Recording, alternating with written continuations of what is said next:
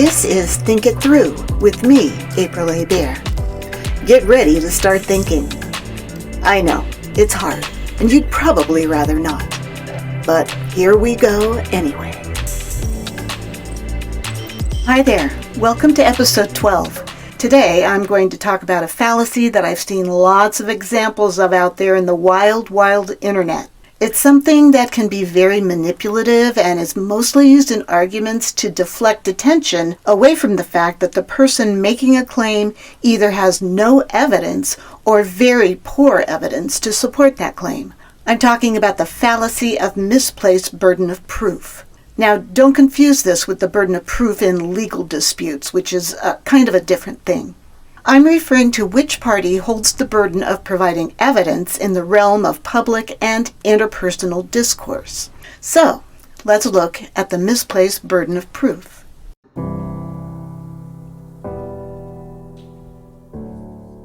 I'm sure you're familiar with those prove me wrong memes where a famous person is sitting at a table and there's a sign that makes some kind of statement like, "Octopuses are just wet spiders.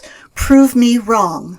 While these memes are usually about silly topics and played for laughs, they are literal examples of this fallacy. What they're saying is, I have made a claim, but I don't have to prove I'm correct. You, however, have to prove that I'm not correct.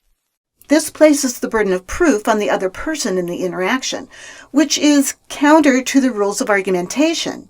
When someone's attempting to persuade you and they make a statement that they want you to accept as true, then it generally is that person's obligation to provide evidence to support their statement. A claim with no evidence is simply that, a claim. It's not an argument. And if instead of providing evidence to support their claim, they say things like, "Prove me wrong," "Look it up yourself," or my favorite, "Do your own research." That's a big red flag that they're guilty of this fallacy, plus it's unlikely they have any evidence of their own to give. Now, certainly many people don't recognize this as a fallacy and might be pulled into an argument where they're not quite sure how they ended up having to try to prove somebody wrong. There are also just as many people who know it's a fallacy but don't give a rat's ass about the rules of argumentation, and they're just trying to cover up the fact that they have no real evidence for their claims. Here's an example. In a 2018 interview with Gavin McInnes, the original leader of the Proud Boys, now this was right after Charlottesville when they were still claiming they were not white nationalists, but were anti-feminist, Wisconsin public radio journalist Alexandra Hall asked him to back up some claims he was making about women's issues.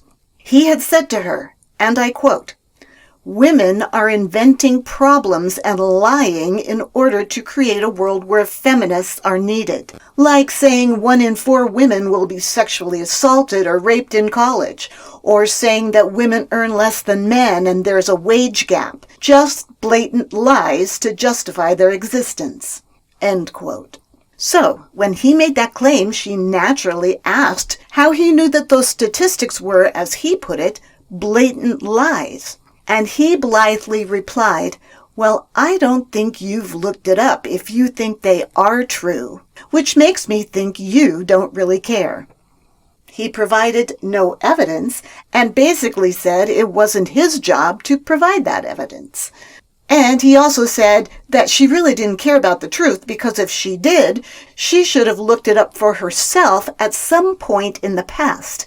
Which makes no sense. I mean, how would she know what she should have looked up before he even made the statement? Yeah, this guy's a piece of work, and it's very likely he had absolutely no evidence to show that those statistics were lies. That's just the kind of BS he spews on a regular basis.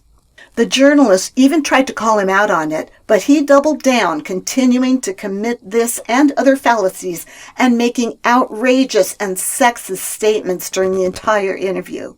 She was genuinely trying to get a story and remain professional, and he was just yanking her chain and dragging her down into a morass of unintelligible misogyny, and also probably getting off on messing with a female journalist. I'll link to this interview in the comments. He's not a nice person.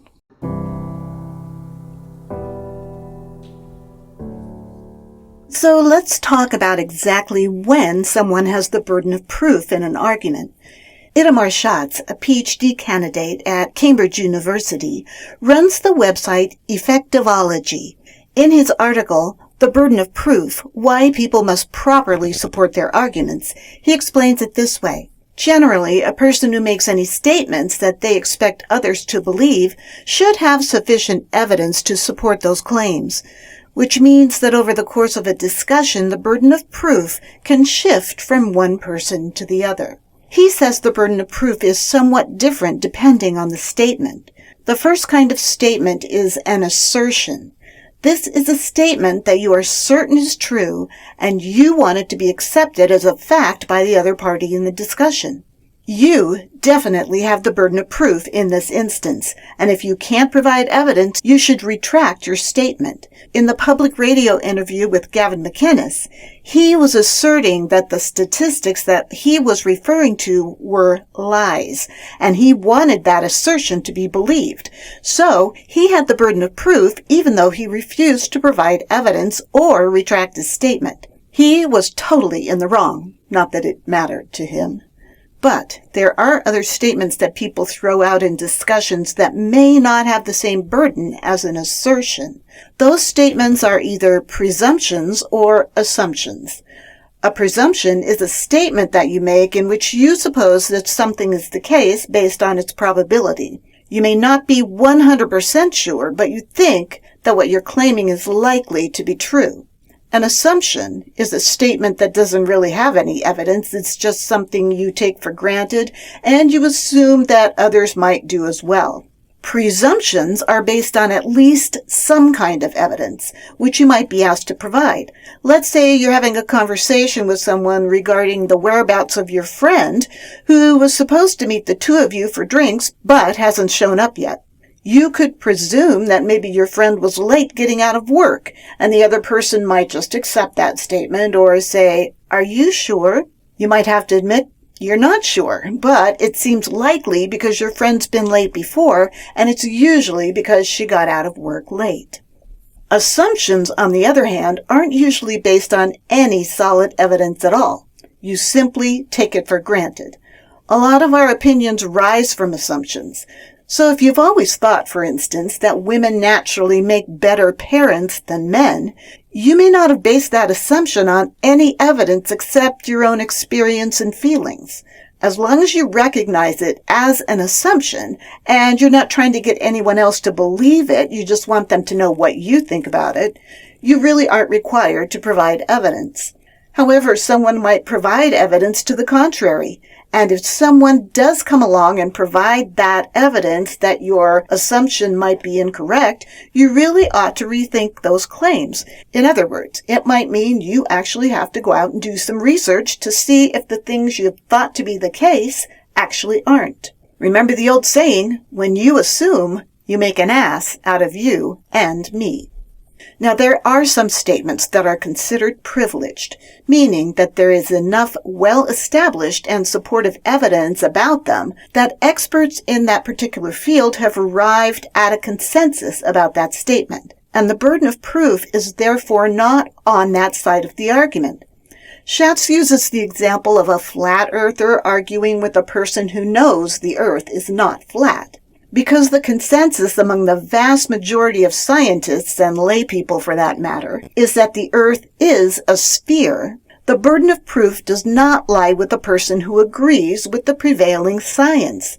Instead, it lies with the person who believes the earth is flat, and they have to have compelling and undeniable evidence that cannot be refuted or explained away by the experts. As Carl Sagan said, extraordinary claims require extraordinary evidence. That means when someone makes a claim that seems unlikely based on current evidence, that person is held to the higher standard of proof. So when you tell your flat earth believing friend, "Dude, it's not flat," and he says, "Oh yeah? How do you know?" You don't have the burden of proof here.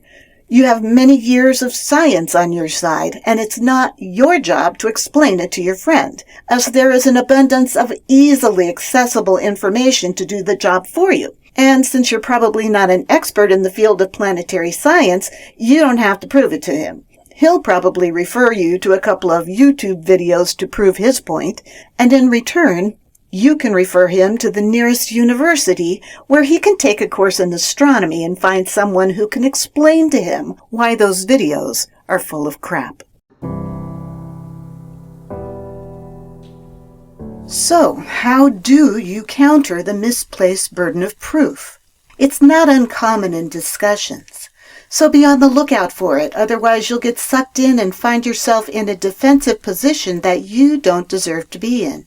Remember that if a person makes an assertion, and it's obvious they expect you to believe it, but they don't provide evidence when asked, and instead try to make you prove that they are incorrect, that's when it's happening.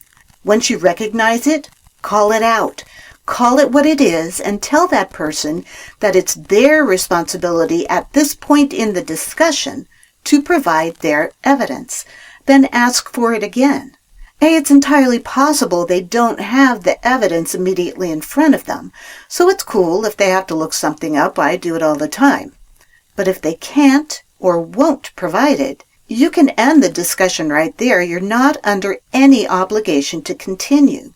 You can, if you want, go ahead and provide whatever counter evidence you have at that point, but don't do it until you've made it clear that you're not obliged to do it.